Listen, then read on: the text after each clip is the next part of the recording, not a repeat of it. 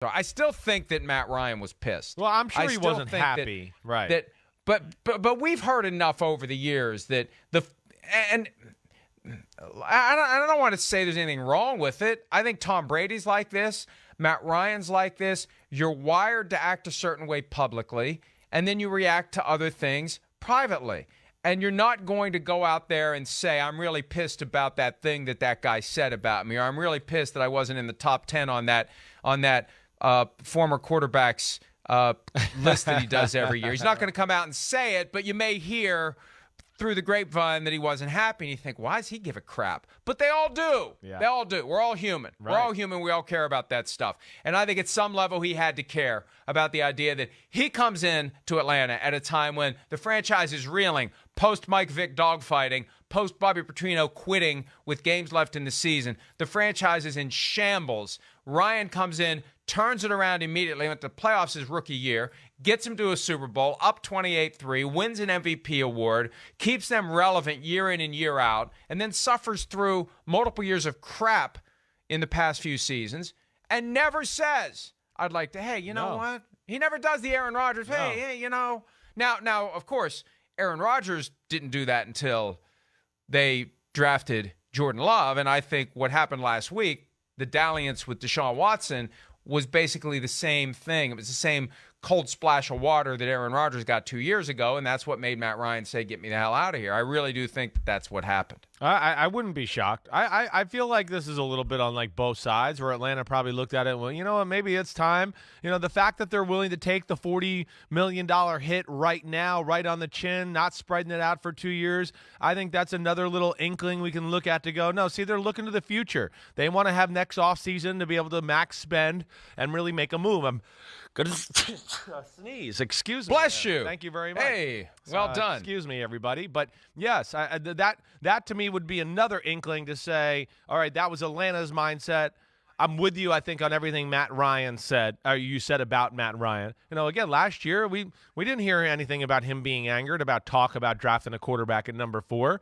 You know, this year, do I think he threw like a Baker Mayfield-style fit or anything like that when he heard about Watson? No. Did it piss him off a little bit and he go, what? Yes. I mean, you put yourself in his shoes and you just go at a base level and think about it, and you explained it perfectly. Wait, I came here, kind of saved the organization, have been a stand-up guy, you know, on and off the field, done a lot of great stuff within the community, and you're going to bring this guy in who's got a very questionable, you know, recent history here? That's the guy I'm going to get replaced by? I can see you feeling a little extra disrespected by that. I can, definitely. I think you map those two things together with Atlanta's side of the story, that side of the story, and you know, and then I also got to think that some of the current events are part of this too. You know, you said it, Brady coming back, Calvin Ridley. Well, we don't have him for a year. We lose the best player on our defense, and he's like one of the few guys that actually fits our scheme. Like, we want to play a 3-4 style defense, and he's a 3-4 style kind of middle linebacker. Well, you lose him, you know, then. You know, the team you're competing with in the NFC South, they take your second best receiver, Engage. He's gone. So I got to think the light came on there with maybe both sides to go, what? You know, and I'm one to sit here where I will disagree with you is I don't see any way in freaking hell that they can be as good as they were last year with the team they got this year. I don't see it. I don't see anything on the team that's tangible to jump on. Last year was almost a curse, the fact that they played that well and got expectations up. It really is. I mean, it's a credit to Arthur Smith, how he managed games, and most importantly, to tie it all back together, it's a credit to the freaking guy that got traded yesterday, Matt Ryan. Matt Ryan's a baller. Yeah, he's not on the Chris Sims top 10 quarterback list, but he's right there on the fringe of it and still a really damn good football player. And the Colts got a better quarterback, period. You know, I hear people yesterday bringing up stats and talking about, oh, well, Carson Wentz went 27-7 last year. They're going to replace him with a guy that went 20-10, and they're just going to make it about that. And I go, what the hell do you do for a living? That you just look at a stat sheet and go, I'm going to base it off that. I'm going to base it off the numbers, but not really take into account that who the hell was on Atlanta Falcons last year? And every game was on Matt Ryan to carry the team and make magic happen. And then there's Carson Wentz, yes, who's got physical ability, but is on a team that's got everything. A top 10 defense, the best offensive line in the football, a great running back, some good receivers. I understand not great, but I mean, the Indianapolis Colts, Chris Ballard and Frank Reich got a guy here that's like a real pro and going to lead their team and going to be good in the locker room and going to be good on the field, and he is a step up from Carson Wentz as a quarterback. There is no doubt about that, and that's where I give the Colts a lot of credit for making the move. Yeah, I mean, the best argument anyone can make for Carson Wentz is in 2017, he was on track to be the NFL MVP. Well, a year before that, Matt Ryan was right. the NFL MVP. Yeah, good one. A year before that, Matt Ryan did everything he could do to allow the Falcons to win a Super Bowl up 28-3. I still think there are some decisions he could have made in the fourth quarter, but you can't blame the collapse on him. He's very far down on the list. Right. I've said from time to time that Peyton Manning would have maybe audibled out of one of those plays that helped knock them out of field goal range, the last fateful sack. But I digress. I still think that Ryan is really good. He's better than Wentz, and he gives them the opposite of Wentz, personality-wise. Right, exactly. You know, I think that's why they didn't want Baker Mayfield. I agree. That they didn't want Baker Mayfield unless Mayfield went in there with his wings clipped or with his horns removed, right, or declawed. I mean, whatever animal analogy you want to make. They wanted someone who was going to be humbled. And the only way that Mayfield would have been a Colt is if he would have walked through the door recognizing you didn't win, you lost, you've been thrown out, it's done. Kind of the way Carson Wentz is slinking into Washington. Yeah. That's how they would have taken Baker Mayfield. They're not taking Baker Mayfield walking through the door like this, like, yeah, here we go, there's a new sheriff in town. Right. No. They already did that with Wentz. That doesn't work. With Matt Ryan, they don't have those concerns. They got a guy who's going to be good in the locker room. They got a guy who's going to do what needs to be done. They got a guy who's going to elevate their team. What else can you ask for? I mean, the Colts were kind of groping in the dark for what's next. What's next? Wentz is gone. What's next? Jimmy Garoppolo? Yeah. Then this Ryan thing falls into their lap for a third-round pick. You get the 2016 MVP, a 14-year veteran, one of the best. He's number 8 right now in all-time passing yardage. Number 8 all-time passing yardage. They get him for a third-round pick? Are you kidding me? You know what? I'm glad you're bringing that up. And you said all the right things. And good for the Colts and Ballard and Reich. Can continue to take your cuts until you get your quarterback. They weren't going to be shy. I agree with you 100% with the Baker Mayfield thing. It's something I even I brought up, I think, a little yesterday and talking a few other places. You just go, yeah, that's a dicey situation having Baker Mayfield follow Carson Wentz. You got to think about the political angle a little bit if you're running a football team, because that can get you fired a little. And you mess up, and it's perceived to mess up with Carson Wentz in Indianapolis, and then you bring a guy that's got, again, a similar track record or history to Carson Wentz where we're not sure about the guy in the locker room and the plays all over the place. If it doesn't work out well, everybody's going to go, what the hell are Frank Reich and Chris Ballard doing? Now they take a chance on that guy? We saw what happened in Cleveland. It's just like Carson Wentz did. What did they think was going to happen there? That, to me, is where it was dangerous and dicey, to your point. Now, to your last point, Mike, I'm glad you went there. I don't know. I mean, I know I'm stupid. Whatever. I'm blonde. I'm from New Jersey. I went to Texas. It's the trifecta of stupidness. I'm still surprised about the third-round pick, too. I am. And not that I thought they were going to get a huge haul here, but I was surprised with the fact that no money put out there, anything like that, and it still was just a third-round pick for a player that is a game changer. There's no doubt, and knocks them up into a different category of powerhouse in the AFC with Matt Ryan at quarterback. And that's when I don't get. I don't get how they pulled it off for a 3. I really don't. Well, and I think it's simple. The Lack of Falcons options. had to do it by 4. They had to do it by 4 o'clock yesterday, or they were stuck. And who else was out there beating on the door to try to get Matt Ryan from the Colts? Who else would it have been? I mean, I don't know that. See, the Panthers are desperate for a franchise quarterback, but I don't think they're desperate for one who's going to be 37. Exactly. It's in a different May. situation. Right. Yeah. And even if the Falcons would have traded him to the Panthers, and there's no reason to think they would have, I think they had limited options. They had to get it done yesterday. And, they could have kicked the can again on that roster bonus, but Matt Ryan already did it once. I just think that at some level, Matt Ryan, through his agents, driving a pretty hard bargain here.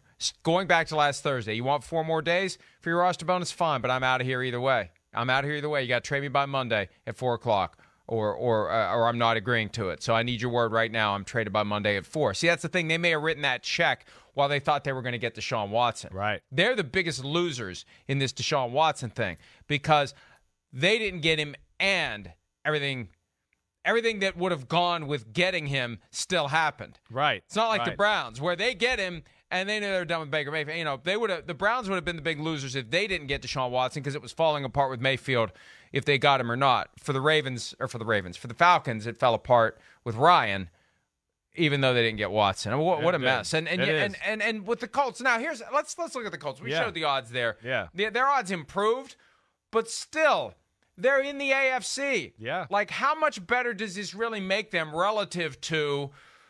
And I was listing the teams yesterday. 13 contenders out of 16 teams now in the AFC. The only teams that need not apply are the Jaguars, the Texans, and the Jets. I feel bad for those 3 teams because the other 13 are all contenders. And by getting Matt Ryan, the Colts move themselves into that category. But it's not going to be easy. They got the Titans in their own division. No. They got all these other great teams. The AFC West top to bottom. The AFC North top to bottom, because I'm not going to write off the Steelers even with Mitch Trubisky because they're the Steelers, folks. Sure. You got 3 teams in the AFC East. Good luck getting a spot in the playoffs in the AFC this year. No, it's going to be tough. I mean, there's no question. The one thing I think you can look at a little bit with maybe the AFC that I would question and where I'd go to the Colts and go, yeah, they got a chance, is the fact that I do think the Colts are – what I look at is one of the few teams that's really has a chance to be a complete team in the AFC. The AFC to me has got a lot of we got the quarterbacks. We got this one great unit that's really awesome. You got to stop Joe Burrow and our weapons or Mahomes and our weapons. The rest of our team is good, not great, but we put you so much pressure on you with Josh Allen and the weapons, Mahomes and the weapons, Burrow and the weapons, where the Colts are going to go, no, we're going to run the ball, and we got a quarterback, and our defense is top 10-ish, and we don't need to just do it with our quarterback and the weapons. And to me, that's where, again, the AFC is deep like that, but there's not a lot of teams that jump out like that to me that have the totality of team right now. And then to me, that's where the NFC's got the advantage a little bit. I look at the Rams, the Bucks, and the 49ers, and they go, there ain't no team like that in the AFC. There's none that you can just look at and go, they got everything except maybe the 49ers and the quarterback question, but you go offense and defensive lines, awesome. Star players at important positions. So that's where you can look at maybe a silver lining if you're a Colts fan or even on the Colts. The fact that you can go, wait, we can play team football here and win different ways. We don't just have to have our quarterback play awesome and make magic, and if he gets a little cold or we can't pass protect, then the game falls apart. The Colts now go from Andrew Luck to Jacoby Brissett to Phillip Rivers to Carson Wentz to Matt Ryan, and they're in this short-term mode. Yeah. Pete has suggested to me that maybe we could blame Jim Irsay because he gets involved. I don't know that I'd blame Irsay I think you can for blame this. I think Andrew it's Luck. Circumstance. Andrew Luck would still be the quarterback right now, right? They had a top 5 quarterback. They had one of the best quarterbacks in football. I mean, they got thrown the biggest curveball in the sport over the last 5 or 6 years. I mean, Chris Ballard, he probably took the job going, wait, I'm going to the Colts. I don't even got to worry about quarterback for the next 10, 15 years. This is awesome. What? I'm losing my quarterback? I mean, yes, that's a huge deal. I mean, that's an organizational game changer there with losing Andrew Luck. So that, to me, is what I look at as number one thing that's made life hard on them here the last few years. And instead of doing the let's go get a rookie and start over, they have been trying to tread water and remain contenders. And hey, 2020 with Phillip Rivers. Yes. They went into Buffalo and gave the Bills everything they could handle. Last year was a disappointment for a variety of reasons. Wentz wasn't as good as he needed to be. Wentz was injured early in the year. They had some key losses that kept them from getting to the playoffs. Right. You boil it down to Week 18, you go into Jacksonville to take on a Jaguars team that is playing for nothing, has 2 wins. They have an interim coach who's got no shot. It's not like, hey, if we win this game, Darrell Bevel's going to be our coach next year. No. Yeah, there was nothing. And the Colts lose that.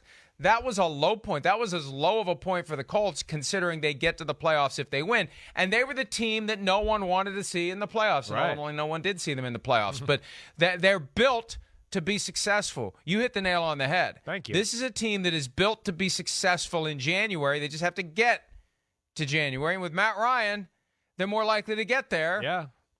But even though there's 13 contenders in the yeah. AFC. Yeah. No, I yes. They're going to have to play team football. They're not going to be Joe Burrow or Mahomes or Josh Allen, where it's going to be, we're just going to rely on our quarterback to make a little magic to get us through some tough situations. No, they're going to play it by the book. Matt Ryan's going to get you in right plays. Oh, wait, you're playing pass defense. Here's the run with John Taylor. Oh, here's run defense. All right, I'm going to get to one of these passes Frank Reich taught me about. And then, they just got Yannick Ngakoue on the defensive side. I mean, they're so close as a football team. They really are. And, to your point, Mike, you're right. I mean, we looked at them in week 14, in that area, week 13 to go, whoa, watch out for the Colts. They can do a little bit of everything. They can kind of match up with all styles of football, and they're built for the playoffs. Well, they can make a run, but then that, like you said, it was the last game of the year. The week before that, to me, was just as bad. And, of course, that was the COVID missed week practice for Carson Wentz. And then he did not play good against the Raiders, missed some wide-open receivers in some big moments. So you hit it right. But this is a team that, yes, I think has dabbled with these older veteran guys to what you're saying, because they look at it and go, wait, we're kind of in the window. We're ready. And they were dangerously close with Phillip Rivers. Last year was close as well, didn't get in. I think this is the guy now that you go, they got as good a chance as ever to be in and really be a player in the AFC and make noise in the AFC playoffs. And I think at the end of the day, the AFC is going to come down to a lot of the things that no one can control. Injuries, bad calls, which also mean good calls for the team that benefits from the bad call, weather, just weird factors. It's going to be something, and this is going to drive coaches crazy because jobs may ride on these things you can't control. But when you have that many teams that are packed together and it's time to go play games one week after another, and we're going to be treated to some awesome games this year, you're going to have factors beyond the control of the coaches and the players that determine who wins some of these close games, who ultimately stacks up enough wins to get in, and who is left picking up the pieces and worrying that they're going to get the pink slips when early January, it's actually now mid-January with 17 games and 18 weeks rolls around. So that's exciting for us, but it's got to be maddening and frustrating and confounding for the people who know all this work, all this effort, all this planning, all this stuff that they're going to put in, their fate is going to be determined by something other than what they do and how they do it. Yeah, and you're right. Unfortunately, that's what it comes down to in football sometimes. It's just a little bit of the bounce of the ball, staying healthy, yes, being a little lucky with the things like you said that you can't control and hope that works out in your favor. It's going to be close. In the AFC, it's with these quarterbacks. I'm sure we're going to have a lot of drama this year in that conference, and it's going to be awesome. The max exodus continues. It's like the NFC has got a disease, and the star players know about it, and nobody else does. And they're like, we got to get to the AFC. This NFC's got a bad disease. It's probably called Tom Brady and the Bucs, where they're all like, oh, the hell with that. Hi, I'm Mike Tirico, and thanks for watching. Make sure to hit subscribe for the latest news and highlights from NBC Sports.